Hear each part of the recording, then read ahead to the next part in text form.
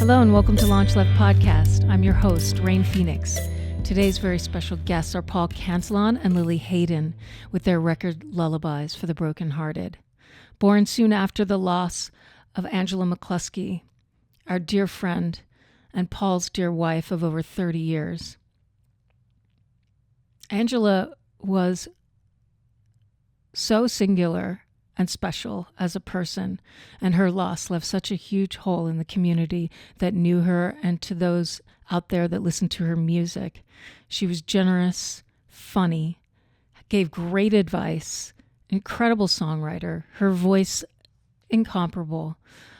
I don't know anyone who wasn't touched by her that met her. And so it is with great pleasure that I introduce Paul and Lili as we discuss their record, Lullabies for the Brokenhearted. They'll be launching Itai Disraeli, so please welcome them to the show. Hi, Paul. Hi, Lili. Welcome to LaunchLeft Podcast. Oh, dearest Rain. Hello. Hello. I'm so glad to have you both. Your record, the classical album, Lullabies for the Brokenhearted, is so beautiful. And thank you for making it. Thank you for making it. Thanks to you both for making it, frankly, when I will tell why I'm saying this.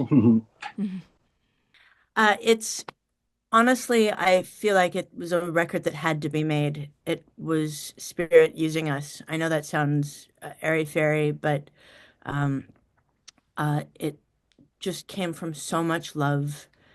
And it's a tribute to Angela McCluskey, our dear, dear friend and Paul's beloved wife, who left this realm last year. And it's also inspired by the music that I've made when I've played for people as they're transitioning from this life. So it's really like music that's intended to bridge the gap between this world and the next. Basically just that's to say that there's no separation. And now is the time to come together and transcend the illusion of separation between us. So it's all that to say it's filled with love. And what can I say without getting awfully squiffy and talking too much? But there are really, in a sense, as verbose as I could become, there are no words to express this of the great gift. Not with any, blessing out of sadness. Not in sadness, but when Angela was gone, it still obviously puts me in a terrible state. But Lili and Rain are such beloved friends to me, and I call her Anglefish, as half the world knows at this point. And I was looked after. They looked after me very much. Rain constantly, darling Rain, in all those dreadful days in LA before I moved back. I'm in Brooklyn, where I'm speaking from, before I moved back. And there was a point where I had to really firmly decide to stay upon this earth, which was not too enticing. And I was able to go to a wonderful place in the desert that Rain's family knows very well and get sort of a second chance. And upon that, I love this, that Rain and Lili were in collusion, that Rain drove me to Lili and Itai's extraordinary house, as you see, this beautiful studio, without taking me back to the old place in Nichols Canyon, where I was sort of divinely kidnapped and put in front of a piano and given the chance to play, and I couldn't play at this point. I mean, it seemed ridiculous. And yet, I'm a preacher's kid, so I'll say God and the gods and everything wonderful came to help me, and dear Lili and Rain rooting for me. So it's very precious to be, Rain, on your wonderful cast, because without the two of you, this never would have happened.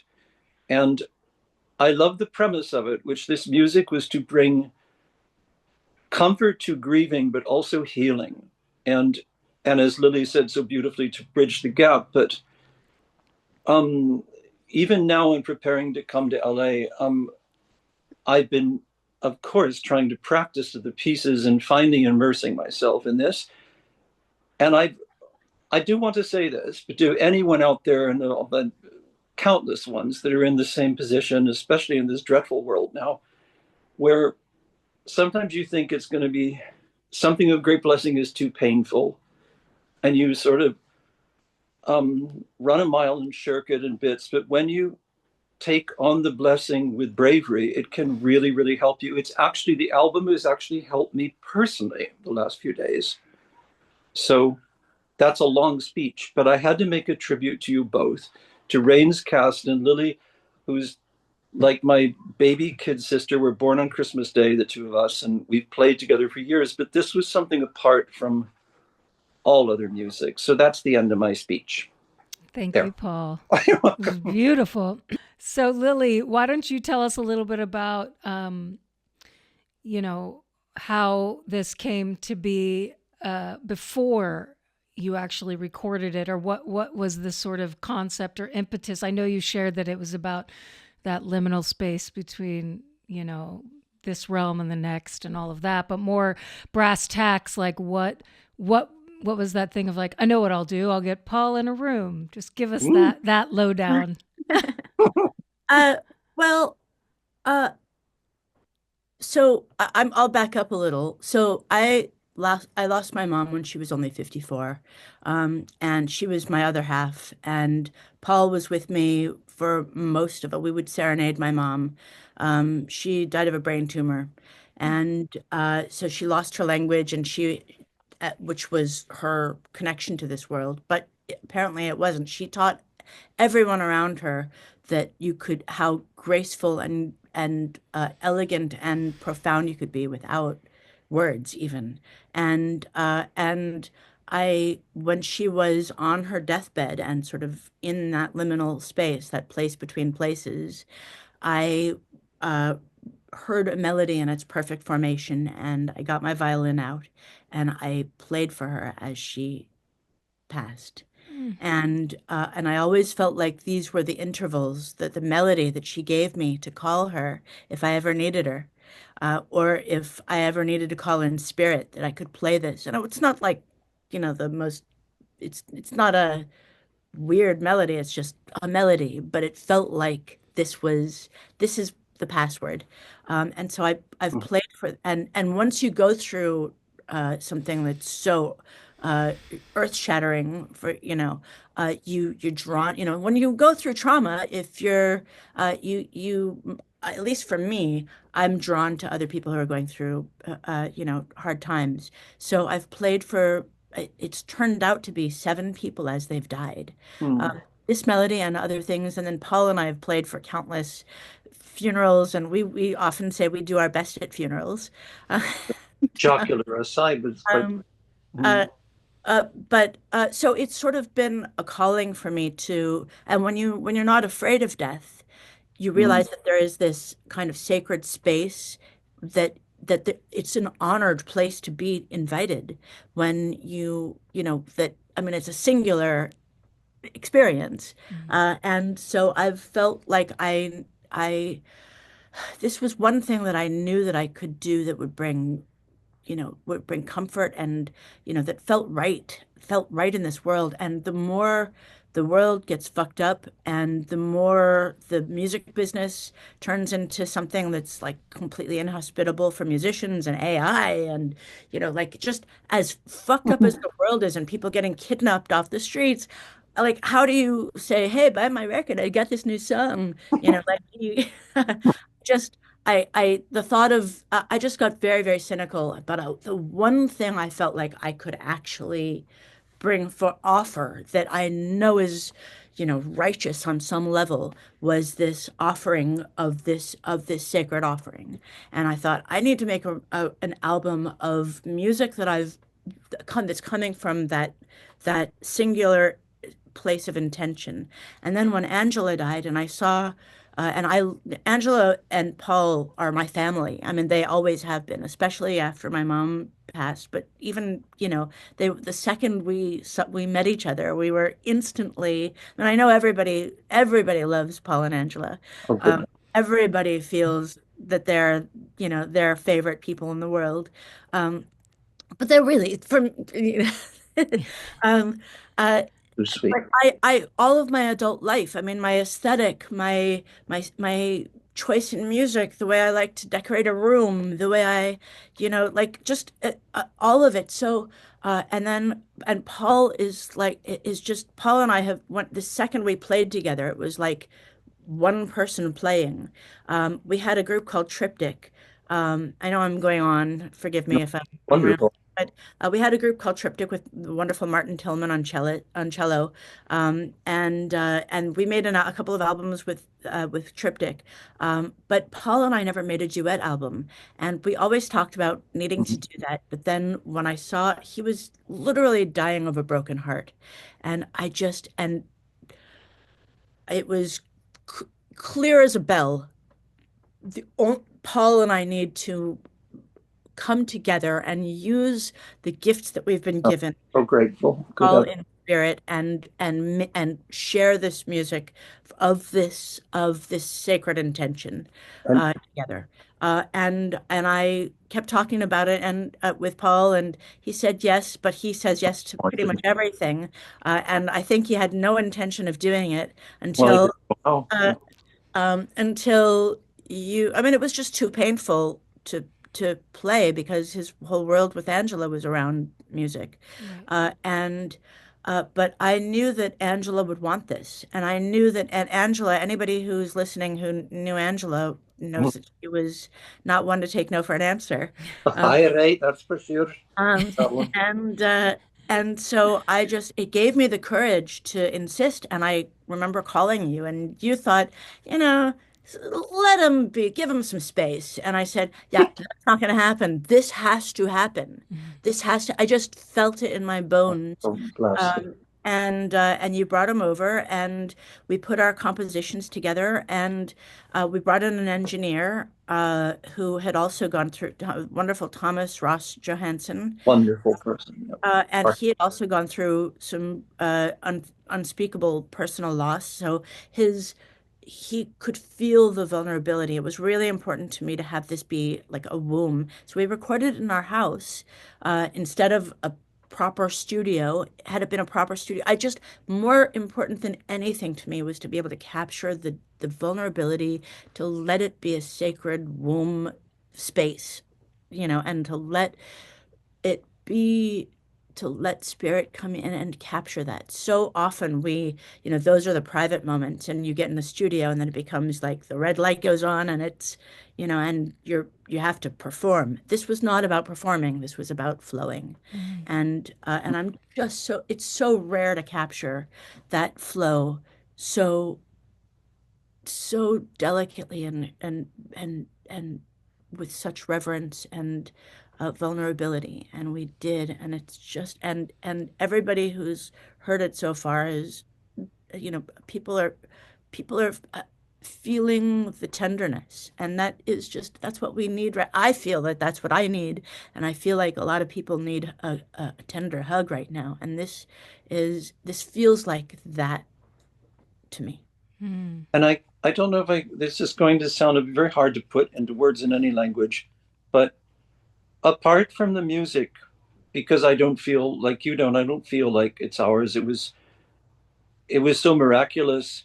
There are the few little pieces that were compositions that we'd written that we both loved of each other's, but then the great bulk, which was sort of literally sent on the spot, which is completely,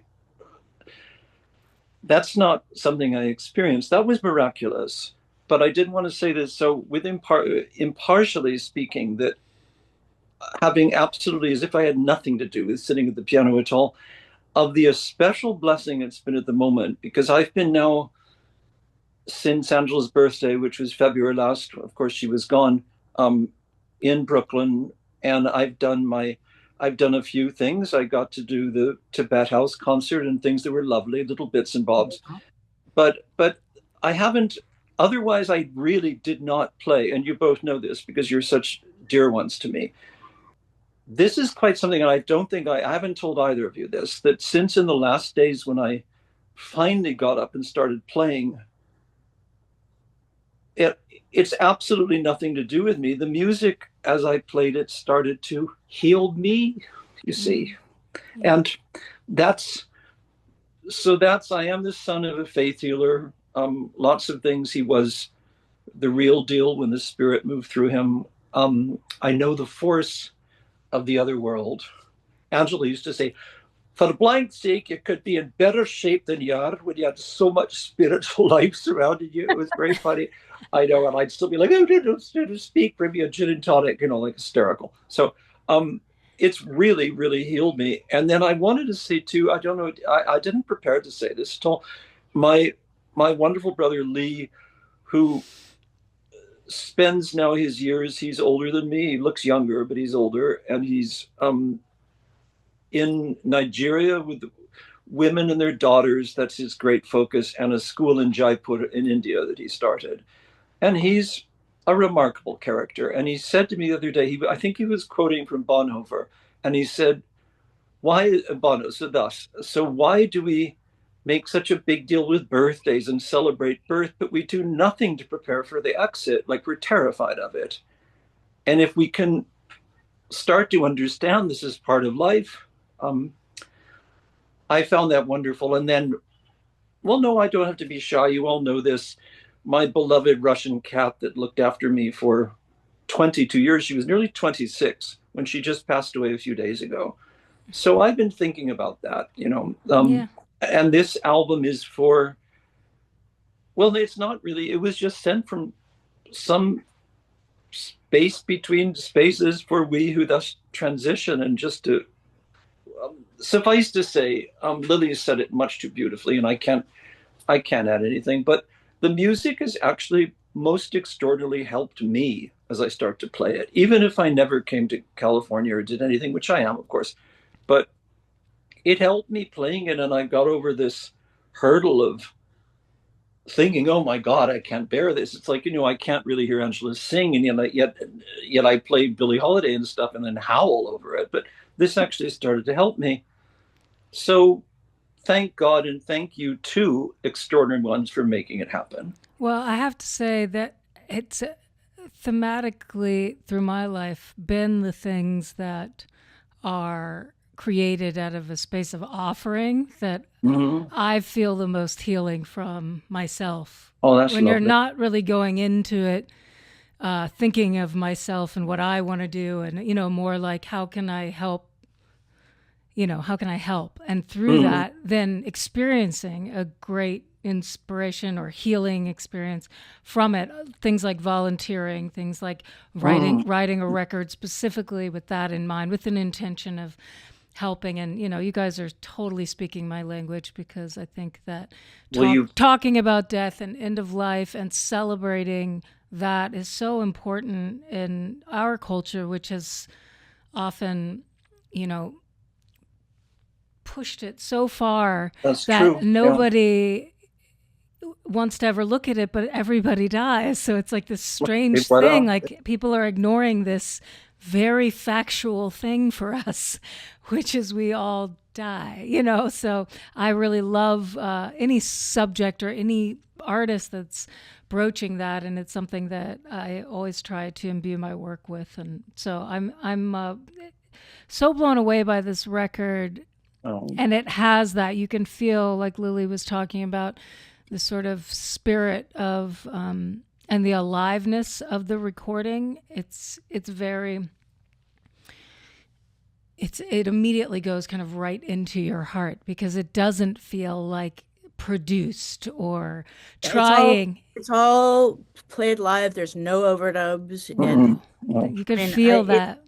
It's edited, some takes were edited together, but it was all done in the space of, in one kind of catharsis. Can I add to what you were just saying, though? It's obviously speaking to this place, like, yes, we all die. Yeah. And nobody knows what happens after. I personally have a very palpable feeling of there being something more than just this 3D experience. But anybody who tells you that they know for certain is obviously full of shit. Uh, but to me, this is as much about speaking to this sacred place that, I mean, to this, to the end of life, as it is to a beginning. To me, Well, this that's is lovely. an That's expansion of consciousness, mm. not a finality.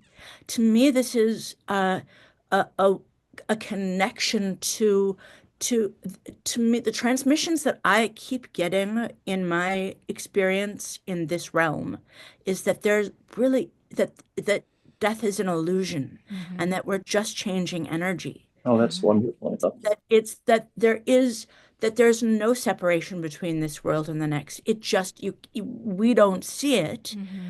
but if you open yourself to that, so to me, this is an expansion. It's life affirming. It's an expansion. It's to say, this is not all there is. This sound is a call to the heavens. It's my longing now, yes, but it is also to connect me to everyone else who's longing, and also if it's real, if what I'm feeling is real, it's also to call in the other realms and say there is no separation. We actually are, we can connect.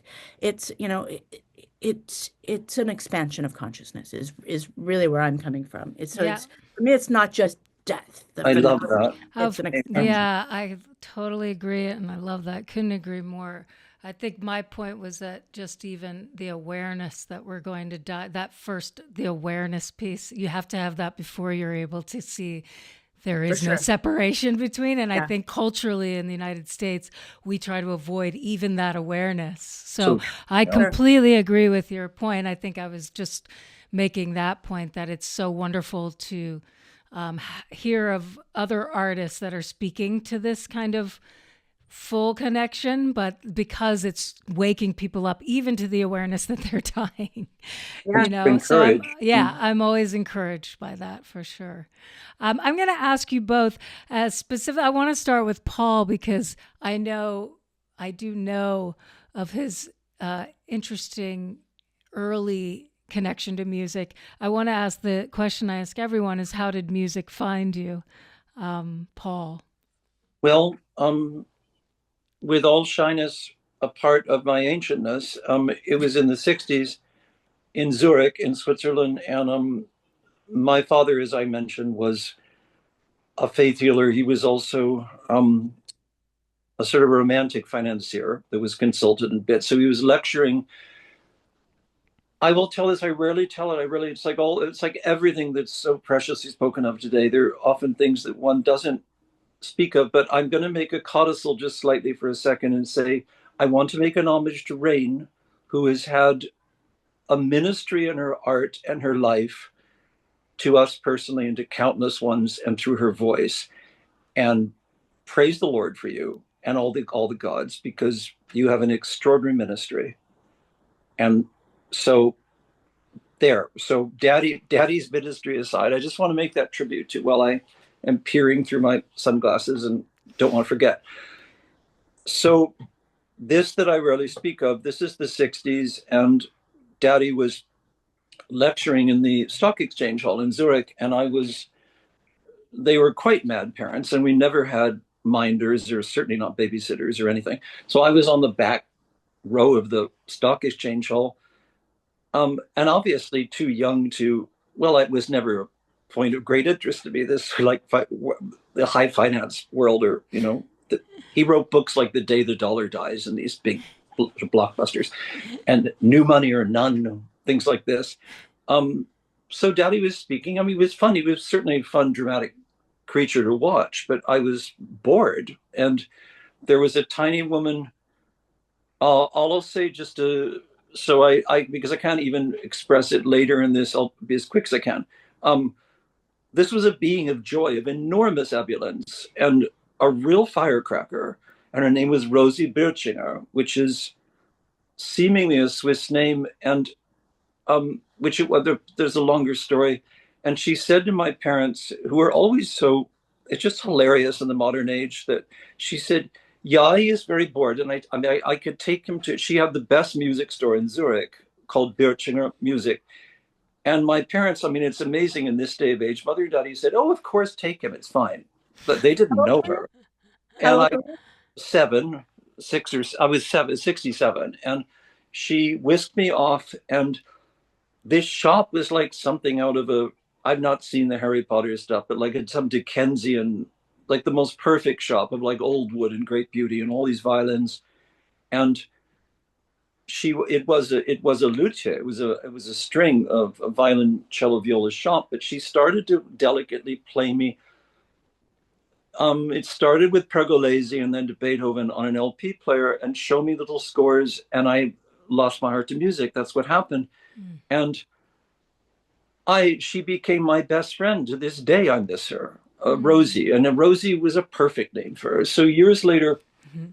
I was now in my teens at the Paris Conservatory, and I went back to Zurich to try to, because of course, she didn't answer the telephone. There was no other way in those days. I wrote letters, I didn't hear anything.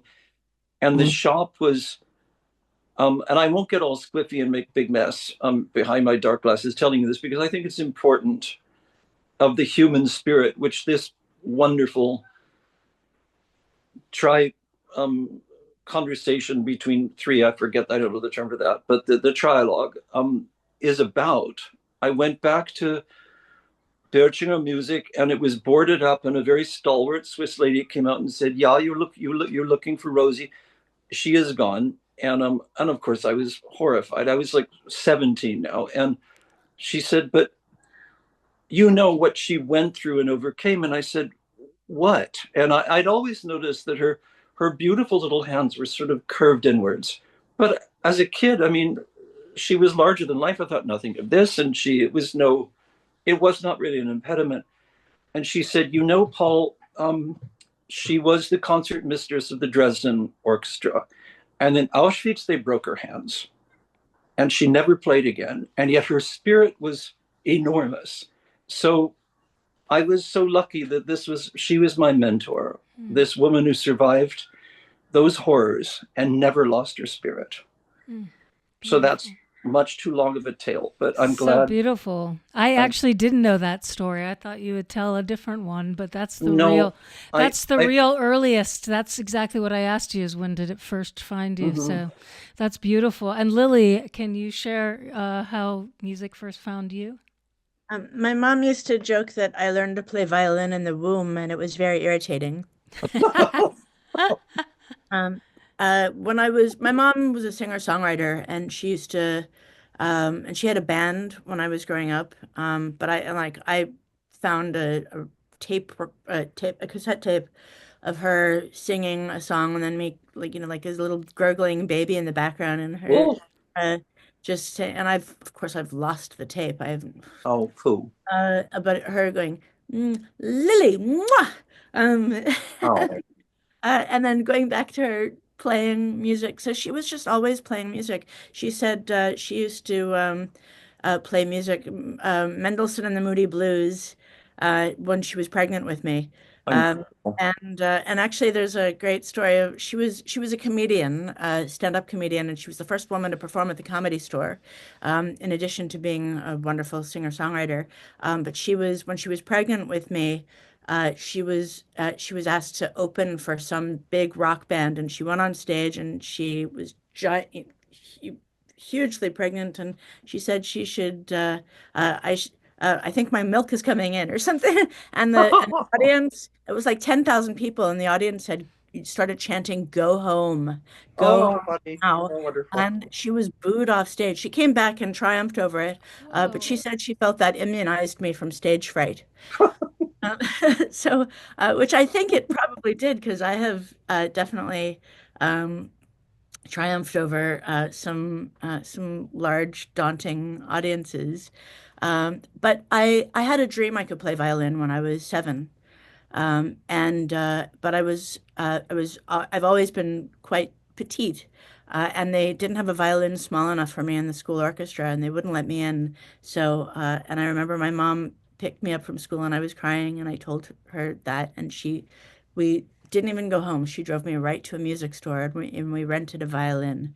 Oh, Um, and lovely. and Wow. she found a teacher, this 90-year-old teacher, and she would come to the violin lessons and just cry at every violin lesson.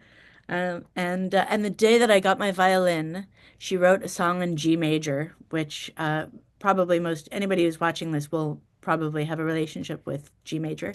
But basically, it's a key you can play just open strings in, so you don't have to know how to play the violin in order to play.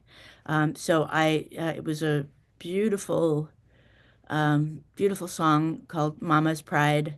And I got to just play open strings and have a sense of jamming from day one. Wow. What a beautiful story. That's so I must cool. say too that, may I say too, in this just really wondrous trialogue, how much I loved Lotus and Angela loved Lotus, and I was so lucky to know her. My mom was called Lotus. Lotus Weinstock, who is just a celestial force of nature. There's no describing her. She was, as you know, delicate as some lilac or a violet, and a force of nature at the same time. She was extraordinary, and I got to have wonderful times with her, and then in those very precious last months, and then Angela and I lived in that sacred space of her old apartment in the Villa Carlotta in Hollywood. So I was so lucky to know her. I love that this album is dedicated to Lotus and to Anglefish, to Angela. And my mom loved Paul. When we first started playing together, she would I remember we played her. One of the pieces that's on this album is called The Battle One, and it's one of Paul's exquisite pieces.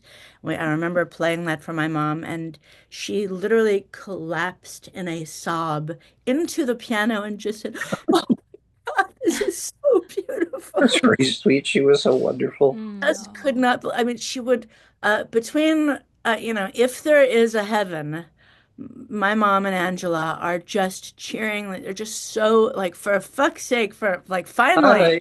There you go. There you go. It's anyway. There's a lovely. Forgive me. I don't want to overstep. Did I interrupt? No, go on. I'm not saying this to sound Mr. Fancy Pants, because it's nothing whatsoever to do with this, but I had a wonderful thing when I took Angela's ashes to Scotland. A great friend of ours, Sarah Kennedy, helped me up to Glasgow, and her village, where her mama is and such, is next to Althorpe, which is Princess Diana's old home. And I'd worked, I wasn't part of like her holiday crowd, but I worked with Diana so much in a charity called Help the Aged. And I never got to go to the funeral because we were on tour with the Well Colonials in those days. I'm telling all this because Lotus and Diana died on the same day of that August day, which is seems like it was yesterday and so many years ago. So I have this wonderful thing that I could go to Althorpe, where I was given this beautiful silver box for some of Angela's ashes that I kept, but I could light a candle for Lotus and for Angela and play them both a piece. I was alone in the chapel. Wow. And I thought that was, I don't like that word closure. It was just a wonderful thing, a wonderful celebration of their lives. And I got to then have that sacred moment. So here is to Lotus. She was so wonderful. I still miss her awfully. Well, I've heard you both curse a few times, which reminds me of the excellent podcast called You Can Start a Fight in an Empty House. Is that the name of it that you and an empty house, darling, a house. Yeah, house. Angela McCluskey and Paul Cantelon had a podcast together from Nichols Canyon, where they lived, called You Can Start a Fight in an Empty House. And wasn't that also the name of one of her records? Yes, because her mama, her wonderful mother,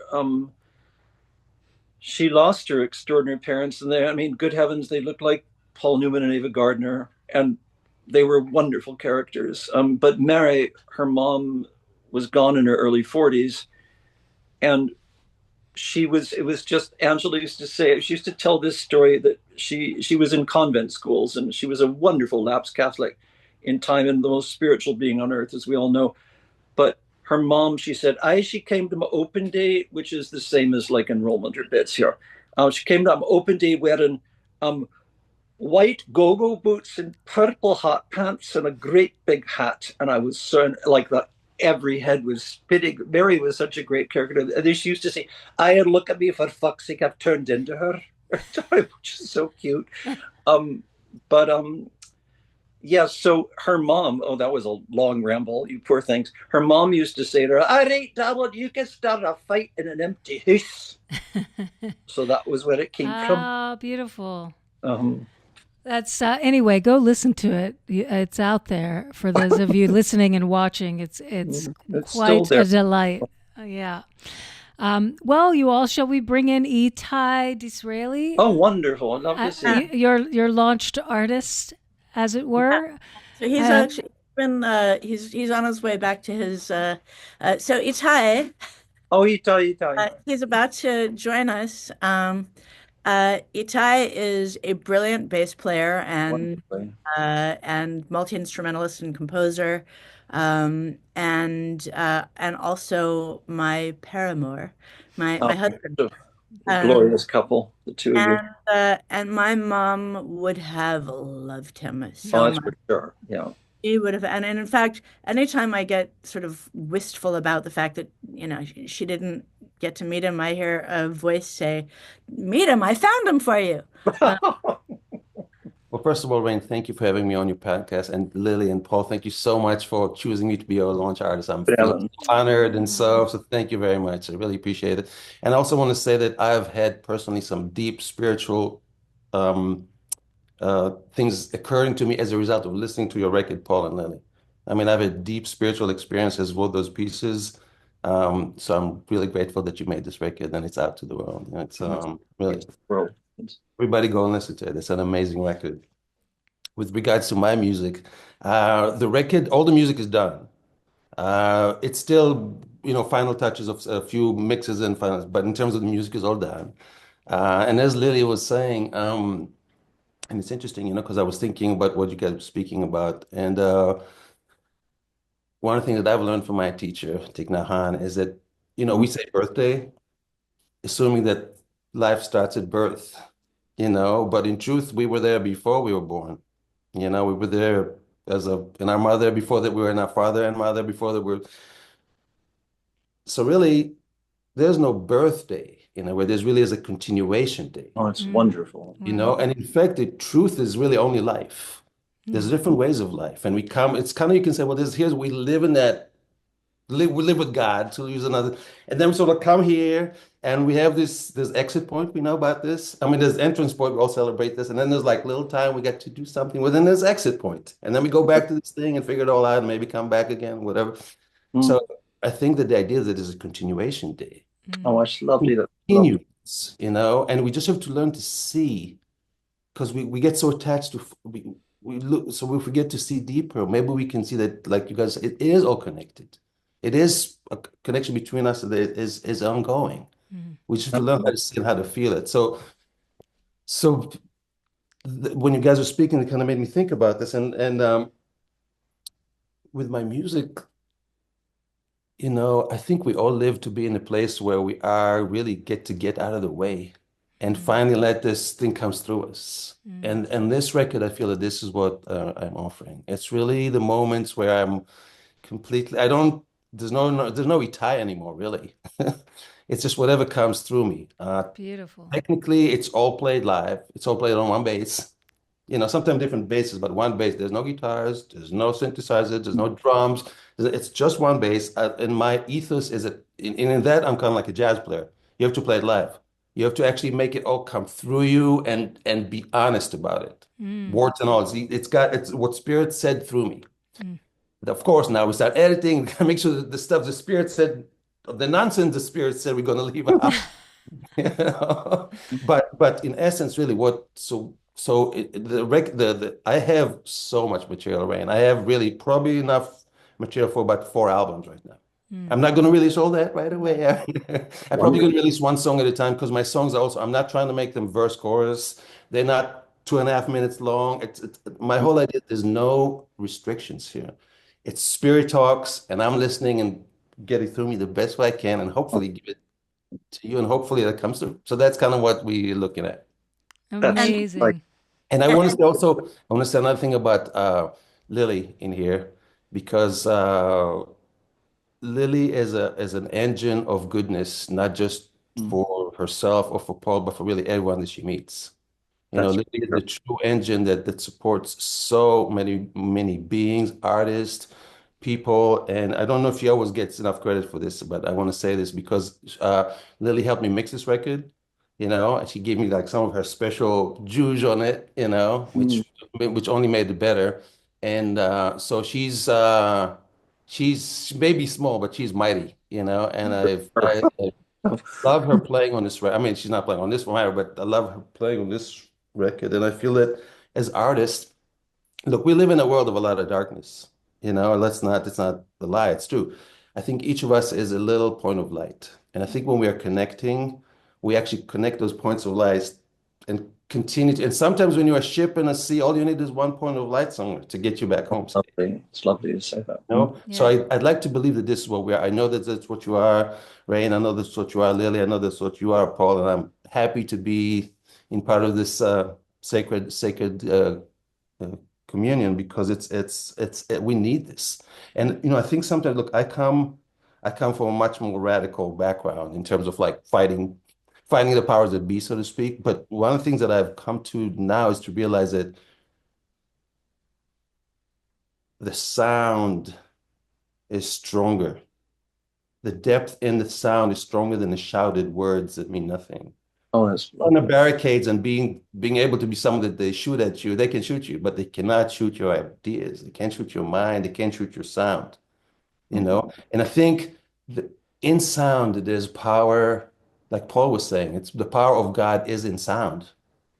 And so if we believe it, as we all do, I don't think we should be ashamed about it. So it's not a religious thing. And you don't have to be, it's a feeling thing, it's a soul thing. If you know it, you know it. If you don't, pray for visuals. You know what I'm saying? So, Well said. so, yeah, this is what I feel about this music. So it's really like I'm not trying to wow you with my techniques and my effects, and it's all in there, but it's not for any purpose other than to express that what we're talking about now. And just to be sort of the nuts and bolts of it are he's got hours of material, and I've just been helping to sort of pick helping him cull the most accessible gems, and then a couple tracks are mixed and ready to be released as an EP, and we're looking for the right home for the whole album. Oh, But wait for it. but it's really like no other bass playing I've ever heard. No, there truly isn't. It's a wonder. It's I'm Well, I'm kind of so moved by it. excited to hear it. I think we are going to play an excerpt of a song from your record. Is that right, Itai? Yeah, Oh, good, you'd be good. so kind to play. Soon you spoke about maybe let's play Continuation Day, because it's kind of and if you got like, I think the spot is set for where to start it. Yeah. Nope. But first, we're going to play. First, I'm going to say adieu and then ask you to introduce the song from Lullabies for the Brokenhearted as we close the show. Whoever would like to do that, because I know that we're also playing a track from this beautiful record that Paul and Lili made. So this is a first for us, but I really like in this particular quad of humanity that we've made here on Zoom, there is so much that is important that we shared here today. So thank you for being on the show. Thank you for the privilege. And Thank for you so much. using music so as much your for- voice out there, And thank you for your ministry, Rain. You're a force of nature. Yeah. And just we're grateful for you, as was Angela Engelfish, of course, and countless ones. Thank you for you. Thank you for you. Thank you so much, Rain. I will introduce, this is a song called The Entwined.